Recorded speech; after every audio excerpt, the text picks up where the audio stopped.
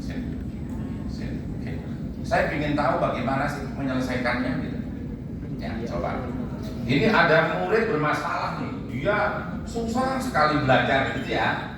Oke, coba silakan Pak. Saya ingin lihat. Kemudian saya kaitkan dengan mitigasi tadi. Ya, silakan. Saya ingin tahu dulu. Saya mulai ini tahapan dulu Pak. Silakan.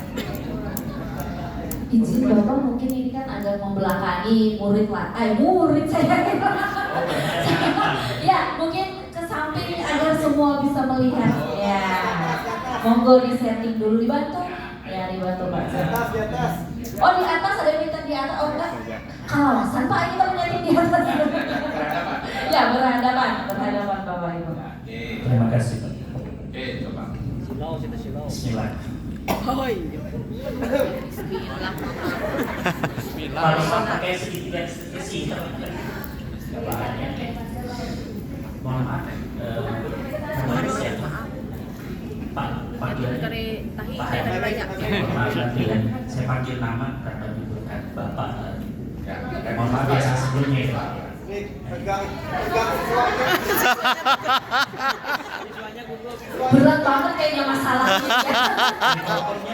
Belum naik. Siswanya pegang kuat. Kenapa ulunya gugup lah? Saya juga dulu. Lanjut. Karena disaksikan langsung dianya kan di ruang konseling tertutup. Selamat sore Nah Hadi. Sore.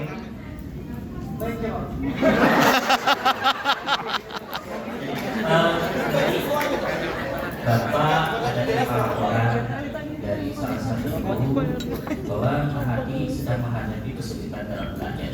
Bapak coba elaborasi dulu yang Bapak coba tanya-tanya dulu terkait apa yang kesulitan yang Mahadi hadapi. Bisa ceritakan tadi ketika Mahadi belajar fisika, kesulitan apa yang Mahadi hadapi?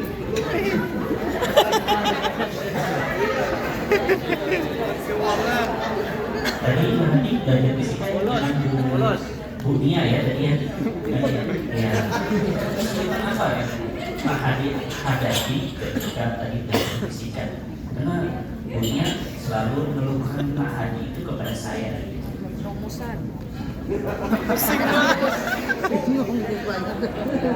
Ini murid-murid introvert ini. Dan Mahadi, emang ada yang bisa kurangin kayak nanti bisa nggak tulis kata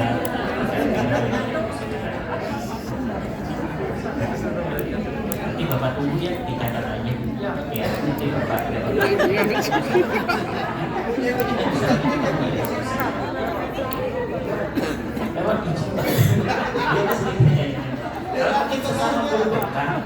Ganti peranannya Pak. Ganti ininya. Rekan kami yang ini emang pendiam Pak. Kadang nggak denger dia ngomong apa.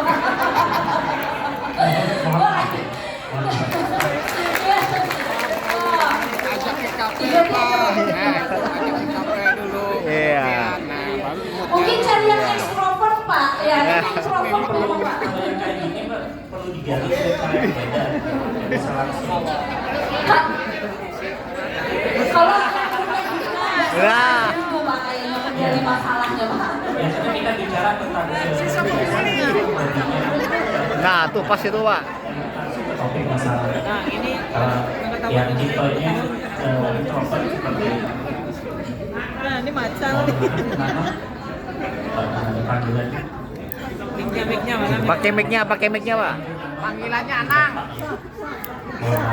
Bapak Ibu tenang dulu, Bapak Ibu tenang dulu. gimana? Tegang. Oke, siap. Bismillah juga. Ya Bapak, kita sama-sama belajar. Gak ada senior. Selamat sore Nak Dimadi. Selamat sore Pak. Alhamdulillah bisa dikatakan agak kurang baik Pak. Apa yang membuat Nak Dimadi kurang baik sore? Sebenarnya sih kurang baiknya karena tadi saya sempat keluar di mata pelajaran. Kenapa? Karena begitu saya masuk, saya cuma telatnya cuma 2 menit, tapi langsung tidak diperbolehkan ibunya masuk Pak. Jadi itu yang buat saya kadang-kadang mikir kok segitu kejamnya ya ibu. Iya, Pak. Bu siapa itu nama? Ibu Dina. Oh, bukan banyak pasal dia. Kebetulan pelajaran kimia Pak. Oh, iya. Apa yang menjadi pandangan Nak Jumadi kenapa bunyinya dianggap Nak Jumadi kejam? Sebenarnya kita sudah ada perjanjian di kelas Pak. Kalau telat itu boleh 5 menit. Nah saya kan cuma telatnya 2 menit kok langsung dikeluarkan, nggak diperbolehkan masuk. Nah sementara ada siswa di belakang saya diperbolehkan ibunya masuk. Nah itu yang menjadi saya pikir apakah ibunya pilih kasih atau bagaimana. Jadi itu. Kemudian ada yang Nak Jumadi menyampaikan gitu, Bu, kenapa nih yang di belakang saya telatnya lebih lama dari saya, kalau boleh masuk saya nggak boleh sampaikan ke Bunia tadi. Tidak diberikan kesempatan untuk bicara Pak. Baik. Nah, harapan Pak Jumadi terkait dengan kejadian ini seperti apa? Ya harapannya sih ya balik lagi sesuai komitmen di kelas aja Pak. Ya walaupun ada konsekuensi, tapi kan konsekuensi itu kan setelah melanggar kesepakatan kelas yang 5 menit tadi. Oke. Kira-kira Nak Jumadi rencana ke depannya seperti apa terkait dengan kejadian seperti ini? Rencana kedepannya ya kalaupun memang tidak diperbolehkan masuk, saya akan tetap berusaha untuk bicara ke ibunya. Siapa tahu sebelum kejadian ini saya juga punya salah sama ibunya, atau ibunya juga ada masalah pribadi di rumah juga kurang tahu. Tapi yang jelas saya mencoba untuk berusaha untuk ngobrol dengan ibunya dulu. Kira-kira Nak Jumadi mau ketemu Bunia kapan? Ya kalau bisa sih tunggu mood ibunya baik dulu lah Pak. Kalau sekarang nggak dulu lah, takutnya disemprot lagi nanti. Iya, betul. Nah sekarang ini kan Nak Jumadi nggak ada pelajaran, nggak masuk pelajaran dunia. Iya. Kira-kira dengan nggak masuk otomatis Nak Jumadi ketemu tinggal jam pelajaran dong. Jelas lah. Oke, rencana Nak Jumadi terkait dengan ketinggalan pelajaran ini seperti apa? Ya nanti minjem buku temannya untuk nyatet materi yang ketinggalan Pak. Ada harapan mencatat.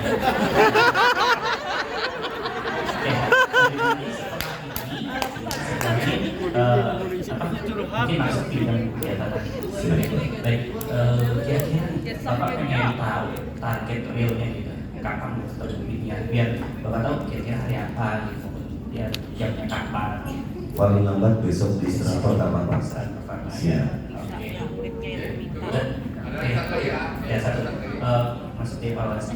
Baik, Nak Jumadi, Bapak tidak ada mengarahkan Nak Jumadi seperti apa solusi semua dari Nak Jumadi ya. Saya hanya memberikan pertanyaan terapan saja. Nah, baik, nanti Bapak tunggu lagi pertemuan berikutnya kita mendiskusikan terkait dengan hasil pertemuan Nak Jumadi dengan Bunia. Siap Pak. Kita bisa evaluasi lagi kira-kira apa hasilnya. Bapak pengen tahu, nanti Bapak tunggu di ruang dekan. Oke, siap. Di serang kedua aja ya. Terima kasih Pak karena Bapak sudah mau mendengarkan apa yang menjadi keluhan saya. Terima kasih banyak atas perhatian dan empati Bapak. Sama-sama. Sejak kadang guru dengan emosi guru itu menyokong bapak berarti bikin murid.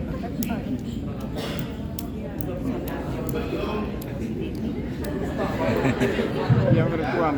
Sebelum saya menyampaikan, ya saya ingin tahu dulu. Ya, saya ingin tahu dulu. Saya berharap itu tidak dari saya, gitu. Saya berharap dari Bapak dan Ibu. Ya, tadi sudah kita melihat bersama bagaimana proses dari guru BK menangani permasalahan siswanya. Ya, bahwa ada siswa yang terlambat, bahwa ada siswa yang kesulitan belajar, itu ada proses tadi. Saya ingin pendapat dulu deh. Saya ingin dari Bapak dan Ibu dulu. Kira-kira dari yang disampaikan dari proses dari Pak siapa Pak namanya? Pak Dona. Dari Pak Dona tadi proses Ya, bagaimana menangani siswa bermasalah tadi itu? Apakah sudah cukup seperti itu? Atau mungkin ada koreksi dari Bapak dan Ibu? Apa kira-kira? Ya, silakan Bapak Ibu. Bisa di over di Mas Adi kasih aja di over itu belakang. Ya, terima kasih. Perkenalkan sekali lagi, nama saya Bu Sri Rahmawati dari SNAN 1 Kahayan Utara Kabupaten Gunung Mas. Jadi begini Pak, jawaban dari atau yang diperagakan oleh teman kita tadi Pak Dona Masri itu sudah ideal, menggunakan metode yang 4 kemarin kalau tidak salah di Hotel Bahalam ya, saya juga mendapatkan materi itu, saya lupa apa namanya, tapi ini yang bagian yang manajerial, menempatkan seorang guru sebagai manajerial itu ya, manajer itu ya, atau menggunakan segitiga restitusi itu ya. Baik, saya langsung menerapkan waktu itu Pak di sekolah saya mencoba dengan pendekatan tersebut, tapi apa yang terjadi, tidak semua siswa itu bisa digunakan metode ini. Jadi tidak sama. Satu siswa dengan karakter yang berbeda itu tidak bisa kita samakan dengan cara ini. Ya. Saya pernah mengangkat siswa, kasus siswa yang saya telah di sekolah. Jadi saya mendekati seperti ini caranya, umpamanya, kenapa kamu selalu terlambat? Hanya wajah kamu yang selalu terlihat, Nak. Apa yang kamu rasakan? Apa yang membuat kamu terlambat? Tempat kamu di mana? Jadi dia mengatakan, tempat saya di sini. Jarak tempuh kamu berapa? Sekitar setengah jam. Di sini selain kamu yang berasal dari tempat itu ada. Saya tanya, ternyata anak yang lain bisa tepat waktu, anak lain tidak. Jadi saya tanya lagi, apa yang membuat kamu tidak bisa masuk tepat waktu? Dia mengatakan, saya selalu lambat atau susah bangun. Kamu seorang gamer, malam kamu begadang atau bagaimana? Tidak Bu, saya cepat tidur juga. Lah terus kenapa? Saya susah tidur aja Bu. Nah, jadi dia tidur. Paginya kamu sudah men-setting alarm untuk bisa membantu kamu bangun? Iya sudah Bu, tapi saya tidur lagi setelah saya matikan. Bangun, matikan lagi. Selalu begitu? Ya. Baik. Hanya alarm saja yang pernah kamu usahakan untuk bisa membangun kamu? Iya. Di rumah apakah ada orang lain? Kamu di rumah sendiri, di rumah orang tua? Iya, di rumah orang tua. Selain kamu, orang tua masih ada di situ? Keluarga kamu ada di situ? Ada kakak sama ibu. Mereka bisa membangunkan? Bisa. Bisa tidak kamu usahakan nanti kasih tahu orang tua kamu untuk membangunkan? Begini masalahnya Bu. Pagi itu orang tua saya cuma bangun ngomel-ngomel, kemudian tidur lagi. Jadi tidak ada yang membangunkan kami. Nah, jadi dengan cueknya dia berlalu, kemudian hari berikutnya juga diulang kembali. Jadi kita masih sekarang itu masih pendekatan pada anak ini ya berkurang sedikit lah dari yang sebelumnya. Jadi itulah yang menurut saya belum efektif diterapkan untuk pendekatan setiap anak dengan cara yang sama. Ideal memang sangat ideal dan bisa menempatkan anak ini sebagai apa, membangun kesadaran anak dia sebagai apa di situ. Ya itu saja yang saya tanggapi. Terima kasih. Selamat malam. Oke, selamat malam, tepuk tangan. Oke. Jadi itu kasus real Bu ya? Real. Terus Ibu menangani kasus itu sesuai yang saya sampaikan tadi itu? Ya. Ya, udah sampai ke situ aja? Ya. Oke, terima kasih. Oke. Bapak Ibu, ini kemudian menjadi penting ya bahwa penanganan apapun itu jangan nanggung. Oh, jangan nanggung ya. Saya kembali ke mitigasi dulu, nanti saya ke sana. Tadi kita sudah melihat praktek bagaimana menangani kasus. Bahwa salah satu unsur mitigasi itu yang tadi tidak saya temui di sini, tapi kemudian saya temui di ibu tadi itu. Tapi ibu tadi itu nanggung gitu. ada hal kemudian langkah berikutnya nggak dilakukan. Mitigasi, ya, ketika kita menangani masalah apapun, kita harus menanyakan apa penyebabnya. Yang kedua, saya menggunakan bahasa harus memprofiling siapa murid yang bermasalah ini. Kita harus tahu penyebabnya, kemudian kita harus memprofiling latar belakangnya siapa murid ini.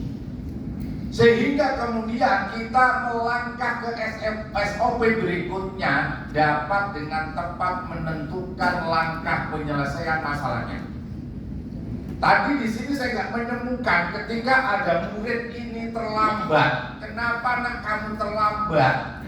Ada tadi ditanyakan? Tidak ada. Ada nggak? Ada. Hah? Ada Pak? Ada.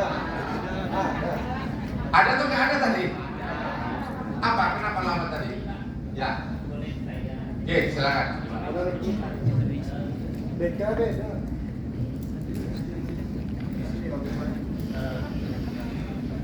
Tapi menarik Pak ya. Tapi nanti bisa jadi hasanah baru bagi saya. Kami di BK Pak, di konseling itu menghindari pertanyaan mengapa dan kenapa Pak. Karena pertanyaan mengapa dan kenapa itu pertanyaan yang membodohkan Pak. Mohon maaf ya, mungkin kita bisa berdiskusi mungkin berbeda pandangan. Tapi ini sekali lagi menarik yang disampaikan oleh Cak Sam, berpanggil Cak ya. Dari Surabaya dan Timur ya. Kami di drill untuk menghindari pertanyaan itu Pak. Pertanyaan mengapa dan kenapa. Banyak bisa kita menggali mereka dengan pertanyaan bagaimana ceritanya. Nah itu kan dia berproses nanti akan itu pertanyaan jadi pertanyaan cara penting. Bagaimana mengundang dia untuk bercerita. Nah mungkin memang mungkin teman-teman di kepolisian, di angkatan memang dilatih untuk bagaimana menggali menginterogasi seperti itu. Nah di kerjaan agak beda Pak. Nah, di konseling ya. Jadi kami pendekatannya dengan bagaimana mereka nyaman dulu Pak. Nah makanya menghindari pertanyaan mengapa dan kenapa. Jadi ganti pertanyaan apa dan bagaimana ceritanya nanti. Nah di situ. Oke, kita ke tadi.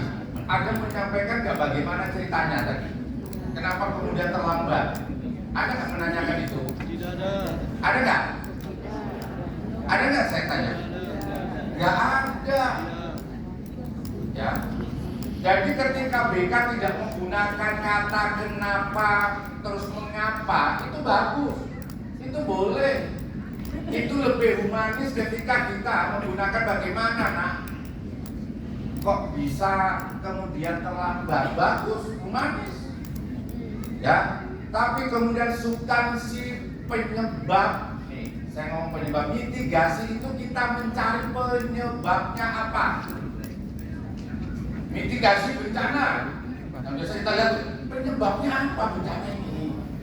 Kita harus tahu dulu penyebabnya. Ya, anak ini bermasalah kenapa terlambat, harus tahu penyebabnya apa. Anak ini tidak bisa belajar, harus tahu penyebabnya apa. Ini yang lebih dulu kita gali. Tidak kemudian kita menggali, nah kamu mau ketemu ibu itu nanti dulu. Ya, karena orang bijak itu adalah orang yang tidak menyalahkan terlebih dahulu orang lain, tapi orang harus tahu dulu ini penyebabnya. Jangan kita melihat hasil akhirnya dulu, wah ini terlambat. Tanpa kita melihat apa sih menyebabkan dia terlambat. Belum tentu dia salah. Belum tentu dia salah terlambat. Bisa jadi dia terlambat mungkin pada waktu di jalan ada, mohon maaf, ada kecelakaan. Ya, mungkin pada waktu di jalan dia disuruh orang tuanya beli obat ke apotek karena orang tuanya lagi sakit keras. Harus kita tanya ini dulu. Ya, tidak berdiskusi, oh ini 2 menit saja. Yang kedua harus di profiling. Ya, cari penyebab harus di profiling. Anak ini siapa sih? Tahu profiling ya, latar belakangnya harus paham kita.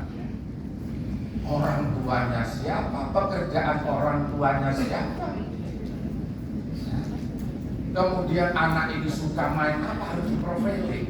Jadi bapak dan ibu ketika mau menangani siswa siapapun itu, bapak dan ibu sebelum duduk bersama dia, bapak dan ibu sudah ada di kantong tasnya terkait profiling yang bersangkutan ini.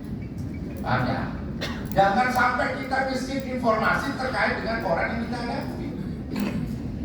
Akhirnya kita nggak mendapatkan solusi, nggak bisa menangani. Ya. Kemudian saya tambahkan ke ibu tadi itu, ketika ada hal seperti itu, tidak cukup kita ketemu kepada anak itu aja. Langkah apa berikutnya? Harus ada kolaborasi, sinergi dengan orang tua atau wali murid. Jadi guru BK mohon maaf tidak hanya duduk di kelas ketemu anak ini. Kalau kemudian permasalahan, oh bapaknya nggak bisa tidur, apa nggak bisa bangunin juga bisa. Makanya kemudian kalau kita tidak mau memanggil wali murid, tidak mau memanggil wali murid atau orang tua ke sekolah, karena kalau kesannya ketika orang tua dipanggil ke sekolah, itu kesannya berarti ada kesalahan, betul ya? Untuk menghindari kesan itu, kalau bisa diterapkan di lingkungan sekolah, kita silaturahim langsung datang ke dengan datang di rumahnya kita akan tahu kondisi lapangan, kondisi rumahnya seperti apa, tetangganya seperti apa, orang tua saudara seperti apa, ya. Sehingga kita dapat menyelesaikan masalah ini, mencari solusi terbaiknya sehingga anak ini terlepas dari permasalahan itu. Silakan. Lumayan lah. Tunggu. Izin Ibu, maaf, mohon diulang dulu. Bagi Bapak Ibu yang mungkin ada berpendapat, izin dulu nanti panitia untuk mengantarkan mic dulu ya. Ya baik, terima kasih. Izin untuk menambahkan. Jadi kami sudah melakukan yang namanya memberikan surat undangan orang tua untuk datang ke sekolah, Pak. Masalahnya orang tua ini atau wali itu biasanya dan termasuk anak ini tidak mau hadir. Alasannya karena bekerja. Kalau di sana kan rata-rata orang tua bekerja sebagai penjaga kemas ya Pak ya, dan jauh jaraknya dari kampung tempat mereka tinggal. Dan kebetulan juga anak ini tidak berada di situ, tidak di kampung itu, sekitar 2 kampung jaraknya dari tempat kampung saya. Dan kebanyakan anak-anak ini yang bermasalah ini jauh dari kampung kami. Jadi kalau untuk mengirimkan surat atau mengirimkan pesan ke orang tua susah. Via telepon, nomor telepon tidak ada yang aktif. Nah, itu permasalahan kami Pak. Jadi usaha untuk mengundang orang tua sudah ada. Kalaupun mereka datang bisa menjelang yang namanya pembagian rapor saja Pak. Dan ini yang memang fakta di lapangan tempat kami bekerja. Terima kasih. Oke, terima kasih, tepuk tangan. Terima kasih. Oke, tadi saya mengatakan ibu juga ada menjawab ada sisi tadi. Apa sisi? Apa? Sisi kan? Kunjungan ke rumah. Itu ada program seperti itu nggak? Ada. Kalau memang permasalahannya lewat surat nggak datang segala macam, maka kemudian kita yang harus jemput bola. Jadi bukan lawan. Kenapa? Kalau semua sudah kita lakukan, ini ya Bapak Ibu. kita ke rumahnya dan kayak apa gitu kan maksudnya? Ada yang seperti itu. Ada. Tapi hasilnya sama.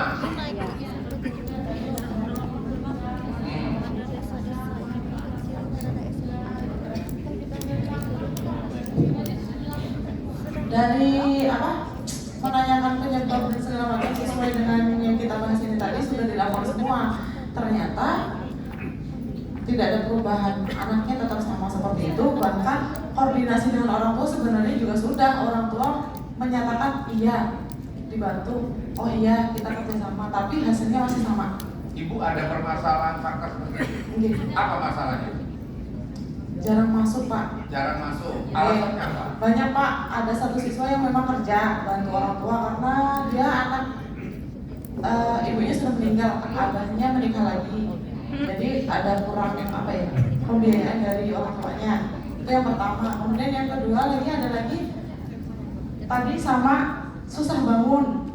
Itu kami juga sering sampai 3 kali saya datang ke rumahnya sama Pak. Susah bangun datang ke rumahnya ketemu orang tuanya. Oke. Sangat menyampaikan apa ke orang tuanya? Saya sampaikan datanya karena kan kita guru piket ini selalu ada ya Pak, setiap pagi itu ada. Jadi ada laporan siswa yang terlambat perkara apa tuh langsung ditanyakan sama guru piket. Jadi nanti kita lihat alasannya ini, biasa guru piket lapor juga ke BK. Nah habis itu kita kirim surat orang tua nggak datang. Kemudian kita datangin ke sekolah, ke rumahnya orang tuanya ada mengakui juga anaknya bisa bangun. Tapi setelah kita ajak untuk berkoordinasi, berkolaborasi, dia tetap hasilnya sama, anaknya tuh tetap terlambat. Coba ibu di sini, saya ingin melihat langsung nih, Bapak. Teman-teman, Bapak dan Ibu coba, saya nanti tidak masukkan itu kan. Saya sebagai orang tua nih, didatangi oleh ibu. Anak saya sering terlambat gitu Bu ya. Oke, coba. Sudah orang tua. Saya ingin tahu yang disampaikan seperti apa sih. Sudah beda nggak? Pertama kan Pak, kita permisi dulu, salam seperti biasa. Saya langsung ke masalahnya deh Pak. Jadi kedatangan kami ke sini dalam rangka kita bekerja sama untuk kebaikan putra putri kita. Kemudian di sini ada beberapa hal yang selalu kami sampaikan. Yang pertama karena dia ini sering terlambat. Kemudian jarang bawa helm. Karena di sekolah kan aturannya harus membawa helm, berangkat itu pukul 7. Kalau hari Senin 6.30 kami upacara dulu. Nah anak bapak sering sekali tidak tepat waktu, terlambat terus dengan alasan satu susah bangun katanya. Kemudian sudah pernah ditanyakan penyebabnya juga ke anaknya, ternyata katanya memang anaknya aja yang susah bangun.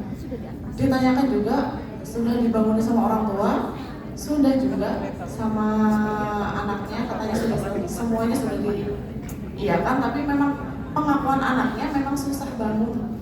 Apa benar begitu?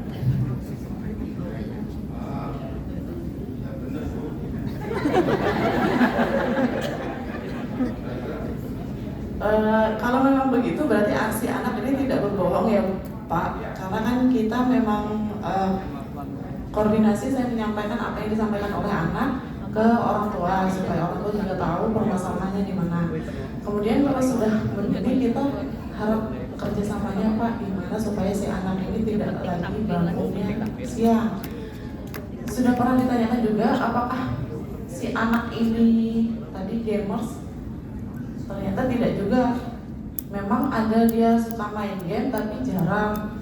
Tapi dia ini sebenarnya si anak ini, si ibunya yang ngomong, dia ini kalau malam terkadang scroll TikTok sampai malam. Oke, baik. Terima kasih Bu ya, tepuk tangan. Bapak dan Ibu tahu persuasif kan? Persuasif tahu? Persuasif itu apa sih? Apa? Kenapa? Ajakan. Menyampaikan dari hati ke hati. Ada yang kenapa lagi? Ajakan, Pak. Ajakan seperti apa? mengajak, mempengaruhi supaya dia mau ikut. Saya tanya, ibu tadi datang ke orang tuanya, dia pakai, mohon maaf kalau saya menggunakan kata teknik, pakai persuasif kan? Hah? Apa? Pendekatannya apa? Sama orang tua.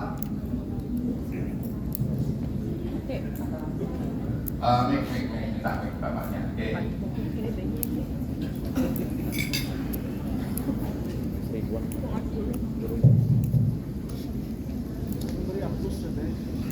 Terima kasih Pak, selamat malam, mohon izin. Pendekatan persuasif itu kita merangkul, yang artian merangkul pihak orang tua, gimana mencari solusi. Kita menanyakan penyebab anak tersebut, kenapa sih anak tersebut sering susah dibangunin dan apa penyebabnya, apa yang dilakukan di malam hari. Nah di situ nanti kalau kita sudah ketemu permasalahan itu, nah disitulah kita mencari solusi bersama, Pak. Bersama orang tua, gimana sih cara kita cara kita menyelesaikan ini, karena otomatis kalau kita ngomong sama orang tua, Anda pasti ingin anak Anda sukses. Nggak mungkin lihat anak Anda nggak sukses. Tolong bantu kita sama-sama bantu. Intinya gitu, kita jadi anggaplah kita ingin menjadi si ibu ini, Pak, gitu, Pak. Nah, artinya kita harus merasakan yang dia rasakan biar kita tahu, gitu, Pak. Mungkin itu cerita saya, Pak. Oke, tepuk tangan. Oke, terima kasih, Pak. Ya. Apa yang disampaikan Bapak tadi sudah betul. Saya ketika menggunakan pendekatan persuasif, maka kemudian kecil kemungkinan ada orang tua kita datang ke rumahnya nutup pintu. Ya. Bagaimana cara komunikasi kita pada orang tua? Kalau kita datang ke rumahnya ketemu orang tua hanya membacakan dosa-dosa anaknya saja, bahwa salahnya ini nggak pakai helm, peraturan di sekolah itu harus pakai helm, maka kemudian karakter orang tua yang keras tidak akan menerima apa yang disampaikan oleh ibu tadi itu. Bapak dan ibu ingat dulu, zaman dulu waktu kecil ada, walaupun ini mitos, ini bisa kita jadikan sebagai pedoman kita ketika kita mengajak orang lain untuk ikut apa yang kita lakukan. Nah, jangan duduk di atas bantal. Jangan duduk di muka lawang. Kenapa? Karena nanti bisa bisulan. Nah, jangan duduk di tengah lawang. Lambat kawin. Kenapa? Cilik jodoh. Hah? Apa? Gak laku. Andang mintu hak. Duduk di muka Ajakan misalkan terkait helm yang tadi disampaikan. Kita cara persuasifnya bukan menyampaikan itu hanya peraturan sekolah. Apa yang kita sampaikan biar orang tua ini tersentuh? Apa? Pesan Bapak tadi itu betul. Pak, kalau anaknya nggak pakai helm, Pak, ya, nanti kalau ada sesuatu di jalan, Pak,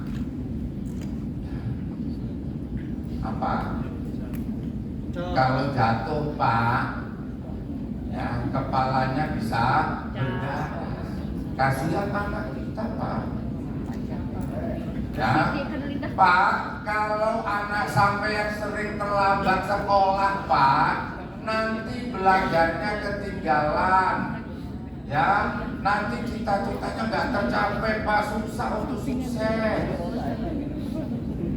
Ini cara-cara persuasi. Ya, pendekatan persuasi bagaimana kita yang menyampaikan itu dari hati ke hati beserta dengan kenapa sih nggak boleh begitu. Jadi kita tidak hanya membacakan dosa-dosa anak Anda. Kalau anak kita dibacakan dosa-dosanya, orang tua pasti marah. Ya, marah nggak marah, karena cara pendekatan kita yang salah. Ya, makanya dengan pengalaman saya, orang banyak konsultasi ke saya yang saya katakan jumlahnya ratusan bahkan ribuan.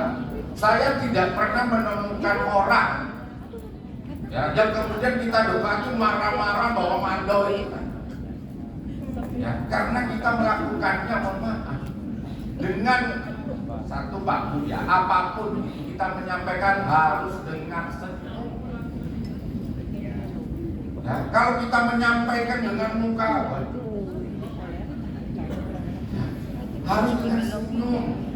Pendekatan yang berikutnya harus kita profil tadi itu harus tahu latar belakang bapak ini. Misalkan bapak ini orang Dayak misalkan, guru BK-nya ada 2 gitu, guru BK yang sama-sama orang Dayak, biar pakai bahasa Dayak. Kalau orang tuanya orang Jawa, guru BK yang orang Jawa datang ke sana, pakai ngomong bahasa Jawa, karena pendekatannya lebih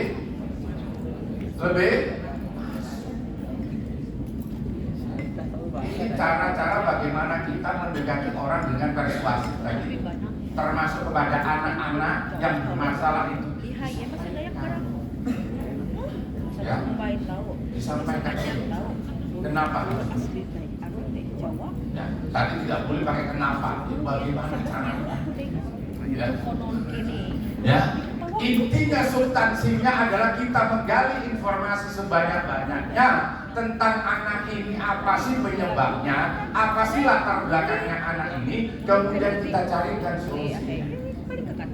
Kalau tidak cukup ketemu dengan anak, kita harus visit. Ya, kalau undangan itu kemudian dicuekin, diabaikan, maka kita yang jemput bola ke sana. Ya, syukur-syukur datang ke tempat orang tuanya bawa apel. Dari mana datang Bapak? Ya, bawa 2 tangan. Ketika anak memang berat permasalahannya, orang tua memang harus pendekatan seperti itu. Ya, dan saya ada pertanyaan Bapak Ibu. Ya, silakan. Silakan. Yuk nyorong mik akan kawal kau. Yuk. Makining suara teh. Mengatakan no. Merdu suara kau. Oke, terima kasih Pak atas kesempatan yang diberikan. Sebenarnya bukan berupa pertanyaan Pak, tapi kita sharing saja. Ya. Apa yang Bapak sampaikan tadi dari kacamata seorang anggota Polri benar Pak. Mohon maaf dan mohon izin Bapak Ibu sekalian, tapi untuk guru BK Pak, ada asas kerahasiaan, ada asas keterbukaan. Jadi kita tidak boleh menjas anak itu salah apa. Makanya tadi dikatakan Pak Dona, kita tidak boleh, kita menghindari kata-kata kenapa tadi. Kenapa itu dihindari Pak? Karena itu menurut dari guru BK itu adalah menjas anak itu seolah-olah anak itu paling bersalah. Itu.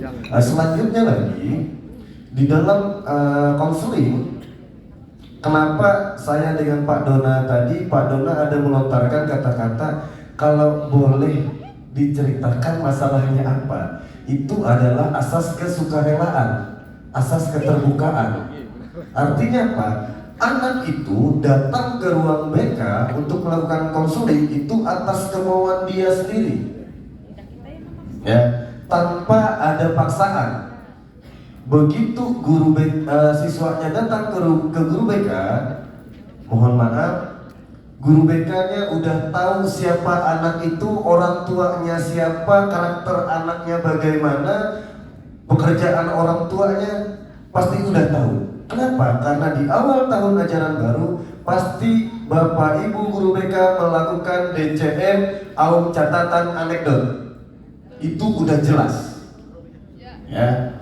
Jadi kalau kata Bapak begitu kita menanyakan seperti ini terus kita harus ada privilege tentang anak itu, saya rasa untuk guru BK tidak perlu lagi. Kenapa? Karena udah tahu namanya guru nggak mungkin nggak tahu pekerjaan orang tuanya dari peserta didik tersebut, ya. Nggak mungkin nggak tahu karakter anaknya ini seperti apa. Anak ini seperti ini, kita butuh pertimbangan, Pak. Makanya benar apa yang Bapak sampaikan tadi,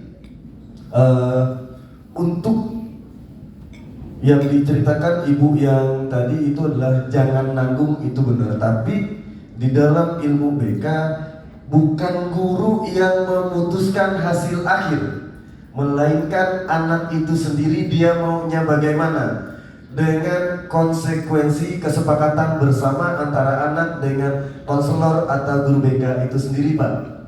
Ya, jadi di situ makanya kalau kita berkaca dari judul yang diangkat itu adalah peran layanan konseling atau peran konselor dalam mengatasi kesulitan belajar. Berarti kan kesulitan belajar ini ada banyak, ya. Entah itu slow learning, entah itu tunacakap belajar, ya, entah itu Asperger, kan berbagai macam. Dan untuk penyelesaian masalahnya, pendekatannya tidak ada yang sama masing-masing peserta didik. Yang disampaikan tadi ada yang menggunakan manajerial, ada yang menggunakan rasa pertemanan, ada yang seolah-olah menjadi korban gurunya, ya. Jadi berbagai macam metode yang dijalankan tergantung dari karakter anaknya. Kan seperti itu, Pak. Nah, kalau apa yang Bapak sampaikan tadi benar, Pak. Kita akui begitu ada ibunya yang cerita untuk pendekatan atau tekniknya, iya. Satu yang saya pahami dari guru BK, Pak, kalau udah home visit berarti ini udah parah, Pak. Udah parah, pilihannya cuma dua, anak ini pindah atau dikeluarkan. Itu kalau sudah home visit. Tapi kita mengundang orang tua itu bukan berarti anak yang bermasalah saja. Anak yang berprestasi kita undang orang tuanya. Kenapa? Kita sampaikan, Bu, anak ibu, anak bapak ini dapat prestasi, minggu depan akan kita ikutkan lomba di tingkat kabupaten, provinsi sampai nasional. Jadi stigma untuk mengundang orang tua ke sekolah itu stigma negatif, itu sudah tidak lagi. Kenapa? Karena untuk mengundang orang tua itu di surat panggilan atau surat undangan itu adalah bunyinya untuk membicarakan tentang prestasi hasil belajar anak bapak ibu, bukan membicarakan dosa-dosa anak bapak ibu. Itu bunyinya. Ya, kenapa? Karena saya guru BK sekaligus wakil kesiswaan sejak 2014 sampai 2024. Demikian, terima kasih, Pak. Terima kasih masukannya. Ya. Yang pertama terkait kenapa terus apa tadi? Apa? Kenapa mengapa itu kemudian dihilangkan di BK itu bagus, kan sudah sampaikan. Yang penting substansinya dapat kita gali. Ya, yang menjadi penyebab itu loh, kenapa kemudian anak itu melakukan hal itu. Kita harus tahu permasalahan itu. Makanya kemudian saya mengangkat kata tadi mitigasi. Kalau kita nggak tahu penyebabnya, bagaimana kita kemudian bisa menyelesaikan masalah anak? Ya, jadi apapun masalahnya kita harus tahu penyebabnya. Kemudian ketika anak bermasalah, jangan kemudian kita menjaga bahwa anak ini salah. Belum tentu. Saya katakan tadi itu. Belum tentu anak ini salah. Ketika anak ini terlambat, jangan kemudian yang SDN ini kemudian salah. Belum tentu.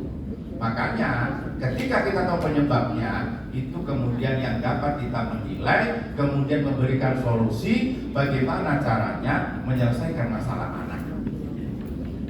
Ya, terkait kemudian panggilan stigmanya itu sudah nggak lagi, ya bagus.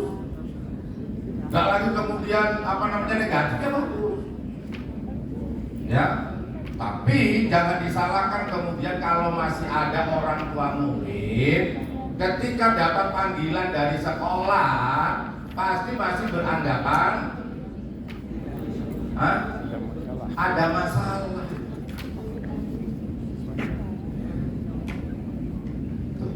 Kalau stigma itu ya bagus. Ya, tapi orang tua kemudian karakternya, pendapatnya, opininya, kesimpulannya itu berbagai macam. Maka kemudian tadi saya katakan kalau memang bermasalahnya nggak selesai dengan anak itu, maka kemudian harus ditindaklanjuti dengan ketemu orang tuanya. Apakah itu kemudian disulati harus hadir ke sekolah atau melakukan visi. Ya, oke, ada lagi? Nah, silakan. Ini saya buka slide-nya besok aja ya Bu ya. Slide kedua belum ini kayaknya Pak. Dalam 7 hari 7 malam. Iya. Bapak izin sebelum melanjutkan kita